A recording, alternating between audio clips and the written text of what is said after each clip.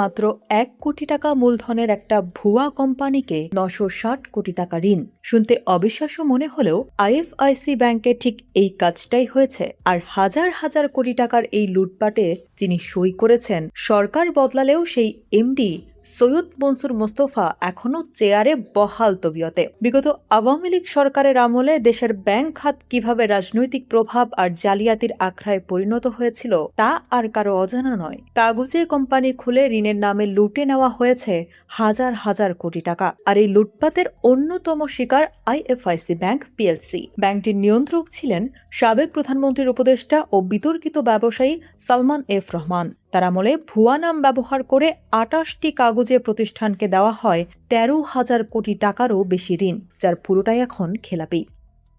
ছাত্র জনতার অভ্যুত্থানের পর ২০২৪ সালের ৪ সেপ্টেম্বর কেন্দ্রীয় ব্যাংক আইএফআইসির পর্ষদ ভেঙে দেয়। অনেক ব্যাংকের এমডিকে সরানো হলেও অদ্ভুতভাবে ছাড় পেয়ে যান সালমান এফ রহমানের বিশ্বস্ত হিসেবে পরিচিত বর্তমান এমডি সৈয়দ মনসুর মোস্তফা। মনসুর মোস্তফা ২০২৪ সালের মে মাসে এমডি হন। তবে এর আগেও তিনি ব্যাংকের উপব্যবস্থাপনা পরিচালক, head of international division, chief credit officer এবং chief anti money laundering compliance অফিসারের মতো অত্যন্ত গুরুত্বপূর্ণ পদে ছিলেন। অর্থাৎ ব্যাংকে যখন মূল লুটপাট চলছিল তখন সিদ্ধান্ত নেওয়ার কেন্দ্রবিন্দুতেই ছিলেন তিনি।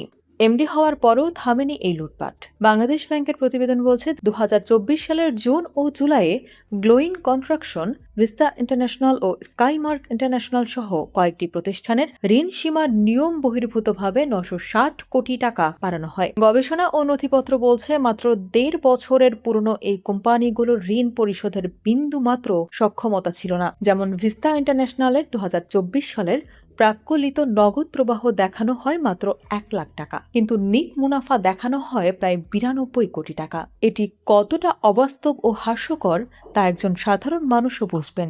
এছাড়া অ্যাক্সিস বিজনেস ও এভারেস্ট এন্টারপ্রাইজের মতো কাগজে কোম্পানির ঋণ সীমাও কয়েকশো কোটি টাকা বাড়ানো হয় মনসুর মোস্তফার মেয়াদেই। এ বিষয়ে অর্থনীতিবিদ ও পিটিআরসির চেয়ারম্যান মাজেদুল হক স্পষ্ট বলেছেন, অনিয়মে সহায়তাকারী কর্মকর্তাদের পদে বসিয়ে রেখে ব্যাংক খাতের কোনো সংস্কার সম্ভব নয়। কেন্দ্রীয় ব্যাংকের উচিত অবিলম্বে এর সঠিক তদন্ত করা। অথচ এ বিষয়ে বাংলাদেশ ব্যাংকের মুখপাত্র বা অভিযুক্ত এমডির সাথে যোগাযোগের চেষ্টা করা হলেও তারা সাড়া দেয়নি। প্রশ্ন থেকেই যায়, ছাত্র জনতার ত্যাগের পর ব্যাংক খাতে পরিবর্তনের যে বাতাস বইছে, সেখানে এই লুটপাটের সহযোগীরা এখনো সুরক্ষিত কার ইশারায়?